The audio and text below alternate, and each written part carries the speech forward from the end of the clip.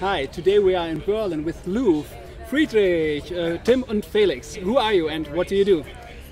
Yeah, we are Team LUUV, part of Team LUUV. One guy is missing of our core team. This is Tobias. We are 4 founders and we're doing a camera stabilizer. Okay, great. Can you tell us a little bit more about how you came up with this kind of idea? So actually it was Felix's idea. He is a passionate snowboard enthusiast since the beginning and always filmed himself with action cameras like the GoPro.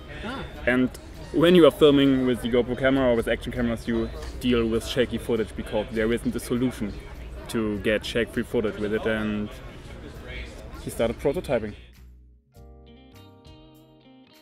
How did you come from this idea to the product? It evolved. It started as a project. Like I did a first prototype just to film some shots stable, and the footage was so good and there was nothing available on the market that turned out to be so good. So I sat down and thought, why isn't there a product, a working product? And this was the beginning. It started as a project and it evolved to a startup. Now it's a company and we are fundraising. So did you first, you had this idea, then you did this prototype, and then you used some kind of crowdfunding like Indiegogo? Yeah. What we did was to make some iterations, some generations of prototype until we were satisfied with the result.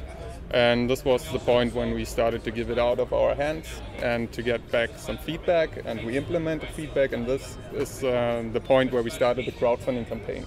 To check the market, to see what the target group really wants, what are the main features, where's the target group, and do they like our product. Okay. From my understanding, you currently have 2 types of products. Yeah, there's a mechanical one, and then there's kind of a biomechanical electrical product or picture stabilizer. Can you tell us a little bit more how the product works? Maybe here.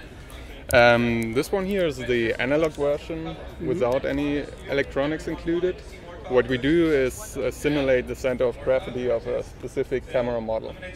And we have a 3-axis element here, which separates the movement of the hand to the camera. And by simulating the center of gravity just below this gimbal part, that's how it's called, we can get steady footage in the analog version.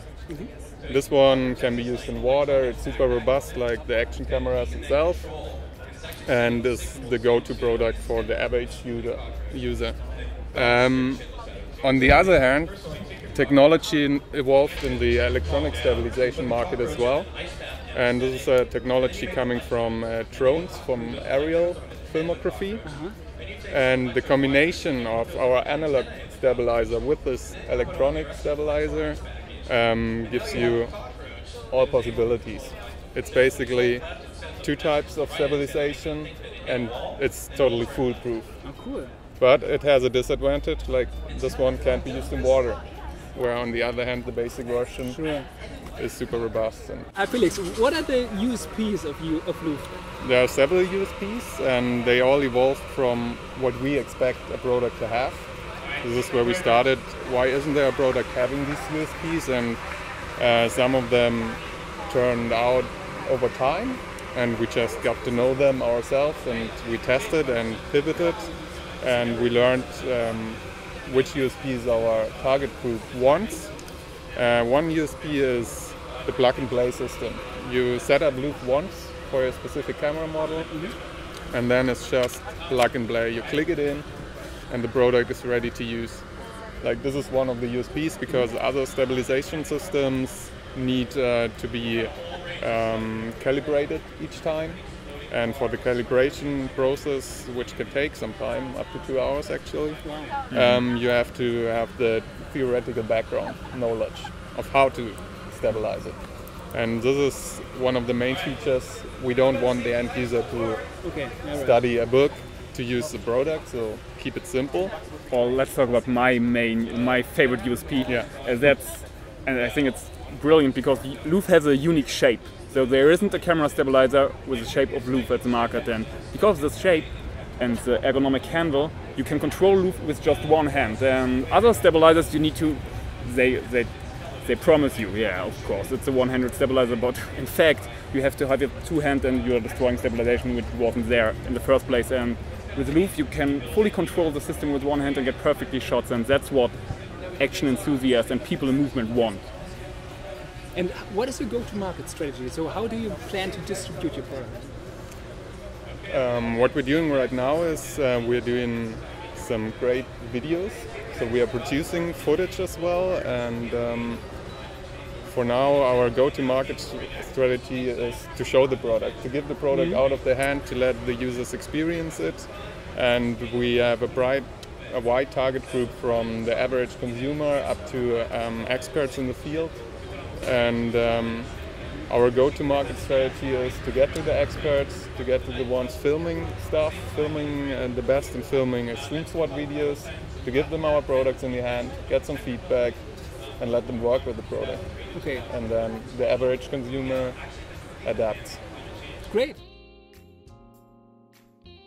Tim, you raised quite a lot of money on Indiegogo for LUUV. Yeah. What have been your major learnings for raising money via crowdfunding? Take time for preparation.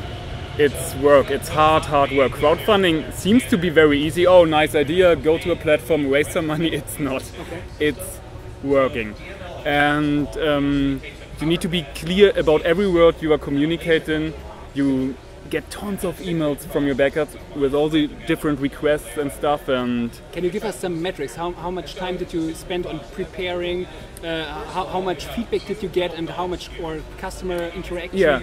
So the decision pro or against crowdfunding took us for over 1 year. So we dealt with this topic a lot, and we really got into topic. And let's say the average number. And when we started our campaign, it was a full-time crowdfunding job. Wow.